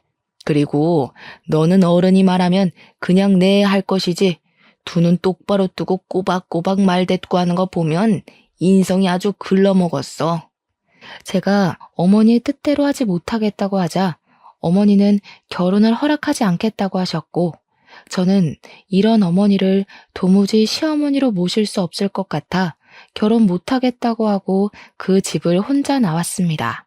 예비 남편은 제가 나가자마자 바로 따라 나서며 저를 붙잡았어요. 저는 예비 남편에게 어머니의 요구 단 하나도 들어드릴 수 없을 것 같아서 우리 헤어져야겠다고 했습니다. 그러자 예비 남편은 길거리에서 무릎까지 꿇으며 빌었어요. 물론 예비 남편은 정말 좋은 사람이었으나 사실 결혼이 당사자끼리만 좋다고 무작정 할 수 있는 것은 아니잖아요. 그래서 마음이 아프지만 울먹이며 매달리는 예비 남편을 뒤로하고 집으로 돌아갔습니다. 집에 오니 이모와 이모부가 오늘 어땠는지 물어보시길래 예비 시어머니에 대해 솔직히 말씀드렸어요. 이모는 아무리 예비 남편이 좋은 사람이라도 시어머니 자리가 그 모양이면 결국 이혼할 수밖에 없다며 힘들겠지만 잘했다고 하셨습니다. 이렇게 저는 예비 남편과 끝이 날 줄 알았어요. 그런데 다음 날부터 예비 남편은 퇴근 후 매일 우리 집에 찾아와 저와 이모, 이모부까지 설득하기 시작했습니다. 죄송하다고 빌기도 하고 원하면 어머니와 연을 끊겠다고까지 했어요. 어머니와 연까지 끊겠다는 예비 남편을 보니 마음이 아프기도 하고 미안하기도 했습니다. 다시 만나볼까도 생각했지만 어머니와 연 끊고 저와 함께 사는 예비 남편을 보면 저 역시 마음이 편치 않을 것 같아 마음을 굳게 먹고 예비 남편에게 연락이 와도 일부러 매몰차게 대했어요. 그렇게 일주일이 지났습니다. 그날은 주말이지만 스케줄이 없어서 모처럼 이모부, 이모와 함께 푹 쉬는 날이었어요. 집에서 쉬고 있는데 모르는 번호로 전화가 와서 받아보니 예비 시어머니가 기니 할 말이 있으니 만나자고 했습니다. 솔직히 만나기 싫었지만 하도 통사정을 하셔서 어쩔 수 없이 근처 카페에서 만나기로 했어요. 예비 시어머니는 저를 보자마자 그때는 정말 미안했고 스튜어디스가 그렇게 멋진 일을 하는지 몰랐다고 했습니다. 그러면서 우리 아들 정수가 지민이 너만을 원하니 결혼시키겠다고 하셨어요. 일도 계속 다니고 합가하자는 말도 하지 않을 테니 그저 둘이 잘 살라고 하셨고 어머니의 사과에 마음이 풀린 저는 예비 남편과 결혼하기로 다시 생각했습니다. 제가 예비 시어머니한테 사과를 받았다고 하니 이모와 이모부 역시 결혼을 반대하지 않으셨고 우리는 바로 상견례 날짜를 잡았어요. 상견례 날 예비 시어머니는 구석에 앉아 아무 말도 하지 않았고 예비 시아버지만 이야기하셨습니다. 사실 이전에 사건들이 있어서 걱정을 많이 했지만 생각보다 분위기는 좋았어요. 이모부는 평소에는 말이 많지 않지만 그날은 저에 대한 칭찬을 엄청 하셨고 저는 너무 쑥스러웠습니다. 그런데 자꾸 이모가 예비 시아버지가 어디선가 많이 뵌 것 같다고 했어요. 예비 시아버지도 이모를 보며 어디선가 뵌 것 같은데 어딘지 모르겠다고 했습니다. 이모부는 아무래도 사돈이 될 운명이라서 서로 알아보는 것 같다며 웃어 보이셨어요. 그렇게 좋은 이야기가 오가다가 우리의 신혼집과 예단에 관한 이야기가 나왔습니다. 우리의 신혼집은 예비 시어머니의 명의로 된 오피스텔로 하기로 했어요. 그곳은 예비 남편의 직장과 공항 사이에 있었는데 집이 넓지는 않지만 어차피 둘이 사니 크게 문제는 없을 것 같아 좋다고 했습니다. 우리 며느리 성격이 아주 시원시원해서 좋네. 그럼 저희 쪽에서 집을 마련했으니 예단비를 좀 받았으면 해요. 얼마 전에 내 친구가 아들 결혼시키며 며느리한테 예단비 2억에 골프 회원권에 명품 가방까지 받았다더라고요. 저는 염치가 있어서 다른 것들은 바라지 않고 그저 예단비 2억만 보내주세요. 그래도 제 아들 자식이 치과 의사인데 이 정도는 받아야 하지 않겠어요? 예비 시어머니의 말에 예비 시아버지와 예비 남편이 당황한 표정을 지었어요. 예비 시어머니는 우리 가족의 표정은 깡그리 무시한 채 원래는 더 많은 것을 준비해야 하지만 선심 써서 2억만 요구한다는 식으로 말을 했습니다. 2억이요? 2억이 적은 돈도 아닌데 너무 쉽게 예단비로 말씀하시니 조금 당황스럽네요. 2억은 너무 과해요. 아들한테 들었는데 친엄마가 아니라 이모님, 이모부님이시라면서요? 친딸이 아니라 그런가? 만약에 친딸이었으면 2억이 아니라 10억이라도 예단비 마련해 주시지 않겠어요? 뭐요? 우리 지민이 제 배 아파서 낳은 자식은 아니지만 맹세코 제 자식이 아니라고 생각해 본 적 단 한순간도 없습니다. 그리고 제가 신혼집 알아보면서 신혼집으로 주신다는 그 오피스텔 시세도 알아봤었는데 8천만 원 정도 하는 것으로 알고 있어요. 거기에 맞춰서 예단을 준비할 테니 그리 아세요. 지민이는 일 관두고 집에 들어와서 살라니까 그것도 싫다 그러더니 예단비 2억도 싫다는 것이에요? 이 집은 이모나 지민이나 고집불통인 집구석이네요. 이렇게 고집불통이니 팔자가 사납지 사나워. 뭐라고요? 지금 그 말 무슨 뜻으로 하시는 거예요? 무슨 뜻이라뇨? 글자 그대로 팔자 사나운 집안이라고요. 이렇게 팔자가 사나우니 한날 한시에 제 어미랑 아비가 다 돼진 것이죠. 이런 팔자 사나운 집에 우리 아들 장가 못 보내겠네요. 사랑하는 우리 아들도 팔자 사나운 년 만나서 죽어버리면 어쩐답니까? 예비 시어머니의 기가 막힌 말에 이모부와 이모는 말 그대로 눈이 뒤집혔습니다. 특히 이모가 화가 많이 나셔서 큰 소리로 대판 싸우고 난리가 났고 상견례 자리는 순식간에 싸움터로 변했어요. 예비 남편은 이모부와 이모 그리고 저에게 무릎까지 꿇고 엄마 때문에 죄송하다고 말하며 빌었습니다. 예비 시어머니는 그토록 사랑하는 아들이 자신 때문에 무릎 꿇고 싹싹 비는데도 내가 왜 이딴 집구석에 비느냐고 하며 일어나라고 난리고 예비 시아버지는 머리를 감싸며 한숨만 쉬시고 있었어요. 이렇게 저의 상견례는 아수라장이 되었습니다. 그 뒤로 예비 남편은 치과에서 퇴근하면 우리 집으로 찾아와서 사과했지만 이모부와 이모는 설득해서 돌려보냈어요. 이렇게 저와 예비 남편은 끝이 났습니다.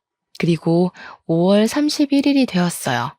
이날은 앞서 말했듯이 제 생일이자 제 부모님이 돌아가신 날이에요. 이모부, 이모, 그리고 저는 5월 31일만 되면 부모님을 모신 납골당으로 갔습니다.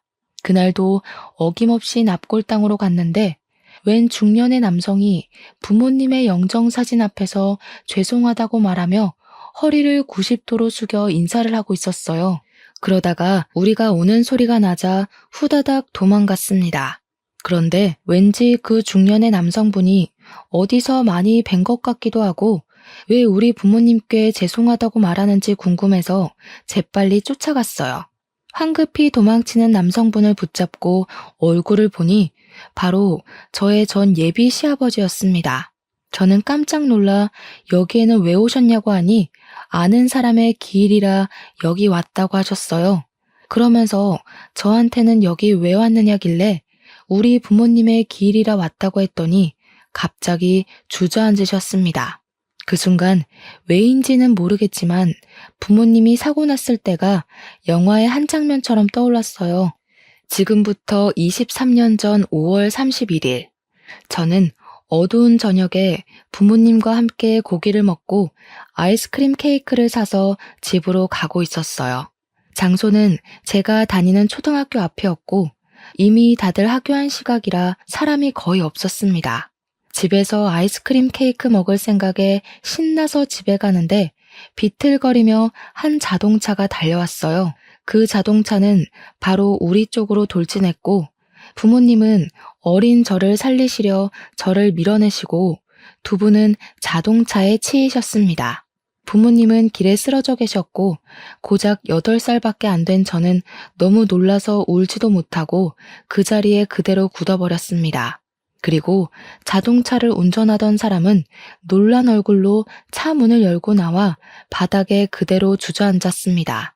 잠시 후 누군가의 신고로 경찰들이 오고 자동차를 운전하던 사람은 경찰서로 끌려갔는데 그 사람이 바로 저의 전 예비 시아버지였어요. 이모부와 이모도 그제야 기억나는지 전 예비 시아버지한테 따지기 시작했습니다. 어디서 얼굴을 봤다 했는데 이제야 얼굴이 기억나네. 너 때문에 우리 지민이는 어린 시절 화목했던 가정을 잃었어. 인제 와서 영정사진 앞에 서서 사과하면 뭐해? 그런다고 당신 때문에 죽은 우리 동생 부부가 살아서 돌아와? 이 나쁜 놈. 죄송합니다. 제가 잘못했습니다. 죄송한 마음에 징역을 살고 출소한 후에도 매년 이곳을 찾았어요. 저 그날 이후로 자동차도 운전하지 않고 술도 한 잔도 마시지 못하며 살고 있습니다. 당연히 용서 안 되시겠지만 죄송합니다. 미안하다 지민아. 정말 미안해. 지금 감옥 다녀왔다고 죗값을 다 받았다고 용서가 된다고 생각해? 법은 용서했을지 몰라도 우리는 용서 못해. 여기가 어디라고 뻔뻔하게 와. 절대 오지 마. 다시는 여기 오지 마. 전 예비 시아버지는 이모의 불호령에 기어가다시피 해서 그곳을 빠져나갔습니다. 저는 그 자리에 주저앉아 펑펑 울었어요. 그날 밤 잠을 자다가 꿈을 꿨는데 사고 당시의 현장이 계속 꿈에 나왔습니다. 꿈에서 깼다가 다시 잠이 들면 또 그 꿈이었고 그렇게 잠을 계속 깨다가 거의 자지 못하고 아침이 되었어요. 다음날 잠을 거의 못 자고 울기만 해서 눈이 팅팅 붓고 얼굴도 푸석하니 몰골이 많이 아니었습니다. 다행히 이날은 일정이 없어서 집에서 쉬고 있는데 전 예비 시어머니가 근처 카페로 잠깐 나와보라는 거예요. 나가기 싫다고 했더니 그럼 집으로 찾아온다길래 어쩔 수 없이 저번에 봤던 근처 카페로 갔습니다. 카페로 들어가기 전 저는 이전에 어머니께서 막말하시던 모습들이 생각나 핸드폰에 녹음기를 켰어요. 카페에 들어가니 이미 전 예비 시어머니가 자리를 잡고 앉아 계셨습니다. 이야기는 들었다. 우리 남편의 음주운전으로 너희 부모가 죽은 건 안타깝다만 그래서 내 남편도 감방 가서 죗값 받았잖아. 난 남편 없이 우리 정수 혼자 키웠는데 그 정도면 벌은 다 받은 거 아니야? 내가 특별히 예단비는 안 받을 테니 우리 정수랑 결혼하렴. 정수, 너 없다고 죽으려고 하더라. 나도 솔직히 너 정말 마음에 안 드는데 그놈이 너 아니면 안 된다는데 어떡해? 죽은 사람 소원도 들어준다는데 산 사람 소원 한번 들어줘봐. 너 때문에 우리 아들 죽일 수는 없잖아. 전 예비 시어머니는 아주 당당하고 뻔뻔했고 저는 녹음하기를 참 잘했다고 생각했습니다. 더는 그 자리에 있을 필요가 없을 것 같아 아무 말 없이 자리를 박차고 일어나 카페를 나왔어요.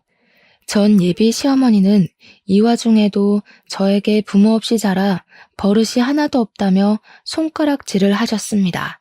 저는 너무 화가 나서 카페에서 나와 제가 들은 어머니의 파렴치한 언행들이 녹음된 파일을 전 예비 남편에게 보냈어요. 전 예비 남편은 한참 뒤 미안하다고 연락이 왔는데 뭔가 느낌이 이상해서 바로 전화를 해보니 전화를 받지 않더라고요. 혹시나 하는 마음에 전 예비 남편이 의사로 있는 치과도 가봤지만 치과의 문도 닫혀 있었습니다. 그 뒤로 전 예비 남편은 연락이 되지 않았고 치과 문도 열리지 않았어요. 그리고 며칠 뒤 전 예비 시아버지한테 충격적인 전화가 왔습니다. 전 예비 남편이 스스로 삶을 끊었다고 말이에요. 그래도 한때 진심으로 마음을 다해 사랑했던 사이였기에 마지막 가는 길에 인사를 하는 것이 예일 것 같아 장례식장으로 갔습니다.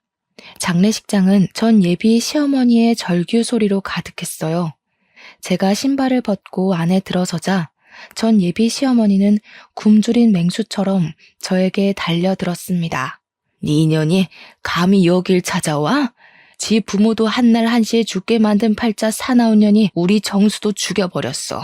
네가 우리 아들 이렇게 만든 거야. 이 팔자 사나운 년아, 우리 아들 죽이고도 모자라서 지옥에 보내려고 그래? 당장 꺼져.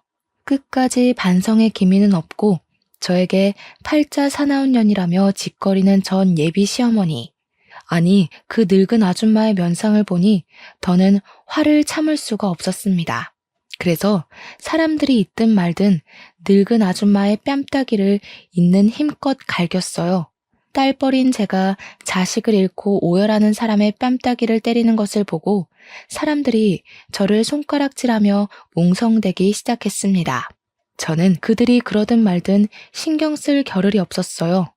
당신 아들이 죽음을 선택한 건 다 당신의 뻔뻔한 태도 때문이야. 자기가 아들을 죽여놓고 어디서 내 탓을 돌려? 이봐 아줌마, 제발 정신 좀 차려. 그딴 식으로 사니까 당신 주변 사람들 다들 힘들어하잖아. 아니야? 뭐? 아줌마? 인연이 정신 나갔나? 진짜 안 꺼져? 안 꺼지냐고? 원하면 꺼져줄게. 근데 그 전에 내가 이 자리에서 사람들에게 반드시 들려주고 싶은 것이 하나 있어. 아줌마도 두 귀로 똑똑히 잘 들어. 저는 이전에 전 예비 시어머니가 카페에서 저에게 짓거렸던 파렴치한 대화 녹음본을 틀었습니다. 순간 장례식장은 조용해졌고 전 예비 시어머니는 자신이 뱉은 말에 어쩔 줄을 몰라 했어요. 독한 년, 세상에 내가 했던 말을 녹음까지 하셨어? 아주 대단하시네. 그렇게 독한 년이 지 애미 애비도 다 잡아먹고 우리 아들까지 잡아먹었지. 이 재수 옹붙은 년 같으니라고. 전 예비 시어머니는 온몸에서 도끼를 뿜으며 온갖 말로 저에게 살벌한 저주를 내렸습니다. 그때 어디선가 나타난 전 예비 시아버지가 전 예비 시어머니 얼굴에 육개장 그릇을 던져버렸어요. 네가 그러고도 사람이야? 지민이 말 틀린 거 하나 없어. 너의 그 뻔뻔하고 아나무인의 성격이 우리 정수 죽게 만든 거라고. 지민이가 아니라 네가 우리 정수를 잡아먹은 거라고. 좀 정신 좀 차리고 사태 파악 좀 하고 살아, 이 무식한 여패네야. 나 당신같이 뻔뻔하고 무식한 사람이랑 더는 같이 못 살아. 정수도 이렇게 된 마당에 우리 그냥 갈라서자. 전 예비 시아버지의 말에 주변 사람들은 전 예비 시어머니 얼굴을 보고 수군거리면서 손가락질을 하기 시작했습니다. 어떤 아주머니는 큰 소리로 엄마의 드센 성격 때문에 자기 아들을 죽인 것이라며 떠들기 시작했어요. 사람들의 따가운 눈총을 이기지 못하고 전 예비 시어머니는 얼굴이 시뻘개진 채로 장례식장을 박차고 나가버렸습니다. 장례식장은 더 시끄러워지기 시작했고 저는 이렇게 제 남편이 될 뻔했던 남자에게 마지막 인사를 하고 나왔어요. 그리고 지금 이 일이 있은 지 1년 정도의 시간이 흘렀습니다. 사실 그동안 너무 힘들었고 잠도 잘 자지 못했어요. 일주일에 한 번씩은 전 예비 남편이 꿈에 나와서 미안하다고 하며 눈물을 흘리며 나타났고 전 예비 남편의 꿈을 꾼 날은 하늘로 간 그 사람 생각에 온종일 아무 일도 하지 못했습니다. 한동안 저는 웃지 못했고 웃고 싶지도 않았어요. 이모부와 이모는 잠도 못 자고 밥도 잘 못 먹는 저를 걱정하셨고 이제는 부모님과 전 예비 남편을 놓아주라고 했지만 도무지 그럴 수가 없었습니다. 그런데 어제 꿈에 부모님과 저의 전 예비 남편이 함께 나왔어요. 부모님은 꿈에서 저를 꼭 안으며 환하게, 아주 환하게 웃어주셨고 전 예비 남편 역시 그 옆에서 환하게 웃고 있었습니다. 꿈에서 깨어나니 오래 앓은 병을 이겨낸 것처럼 아주 개운하고 상쾌했고 마음이 아주 편한 기분마저 들었어요. 이모에게 저의 꿈을 이야기하니 부모님이 이제는 아픈 과거에서 벗어나 행복하게 살라고 하는 것 같다고 하셨습니다. 그러면서 이제는 시간이 지났으니 용서도 하고 마음의 짐도 덜고 행복하게 살라고 하셨어요. 한 번뿐인 인생인데 원망하고 끙끙 앓기만 하고 살 것이냐고 하며 지난 1년 정도의 시간 동안 치열하게 아팠으니 이제는 털어내라고 하셨습니다. 물론 부모님을 죽음에 이르게 했던 사람을 평생 잊을 수는 없겠지만 이모의 말을 들으니 저의 전 예비 시아버지가 조금은 용서가 되었어요. 그래서 이제는 아픈 과거를 잊고 행복하게 살아보려고 합니다. 매서운 추위, 뜨거운 더위가 영원하지 않듯이 사람에 대한 감정 또한 영원하지는 않은 것 같다는 생각이 듭니다. 전 예비 남편과 사귈 때는 영원히 사랑할 것 같았지만 결국 끝이 났고 전 예비 시아버지를 절대 용서하지 못할 것 같았지만 결국 용서를 하게 되었네요. 이렇게 되기까지 저는 열병을 앓는 것처럼 죽을 듯이 아팠어도 이모부와 이모의 도움으로 무사히 이겨냈습니다. 그리고 그만큼 내면적으로 더 성장한 것 같아요. 이를 발판으로 앞으로는 더 단단한 사람이 되어 먼 훗날 하늘에서 우리 부모님을 만났을 때 자랑스러운 딸이라고 칭찬받고 싶네요. 그리고 마지막으로 결국엔 좋지 않게 끝났지만 진심으로 저를 진심으로 사랑해줬던 저의 전 예비 남편 정수 씨가 하늘에서는 부디 모든 짐을 다 내려놓고 행복하게만 살기를 진심으로 바랍니다. 다음 생이라는 것이 존재한다면 그때 꼭 다시 만나 이번에 못 이룬 사랑을 이뤄보고 싶네요. 여기까지가 저의 이야기입니다. 저는 결국 사랑을 이루지 못했지만 저의 사연을 듣는 모든 분들은 원하시는 사랑, 일 모두 다 이루시고 행복하게 사시기를 바래요. 지금까지 들어주셔서 감사합니다.